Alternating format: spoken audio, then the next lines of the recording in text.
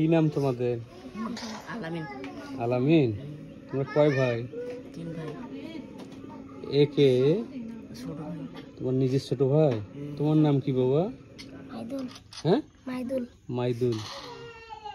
তোমার আব্বুর নাম? সালাম। সালাম। তোমরা 3 ভাই না আরো বোন আছে? বোন নেই। কোন ক্লাসে পড়ো তোমরা? হ্যাঁ, পড়িনি। কোন ক্লাস পর্যন্ত পড়ছো? 3। তুমি? আমি 2 থেকে বাদ দিছি। 2 থেকে বাদ দিছো। তা এখন কি করবা তোমরা? খাওয়া দাওয়া করছো সকালে?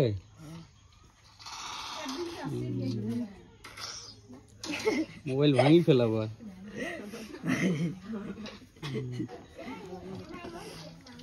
তোমার বাবার সম্বন্ধে একটু কথা বলতে চাই, বলবা?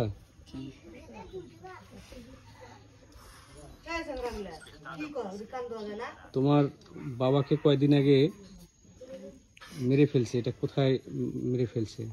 জানি না, আমার এই ভাই গেছিল দেখতে, আমি জানি। তুমি গেছিলে? জায়গা চিনি না। কোথায় বাবা সেটা? মেলাদুর। তোমার বাবার কি দোষ ছিল? কোনো দোষ ছিল? এমনিতেই গরু চুরি মনে করি এটা আছে। গরু চোরা মনে করি। তোমরা এটা কি মনে করো, এটা সত্য না মিথ্যা? মিথ্যা। মিথ্যা। তোমাদের বাপ না থাকার কারণে তো তোমাদের খুব কষ্ট হচ্ছে, তাই না?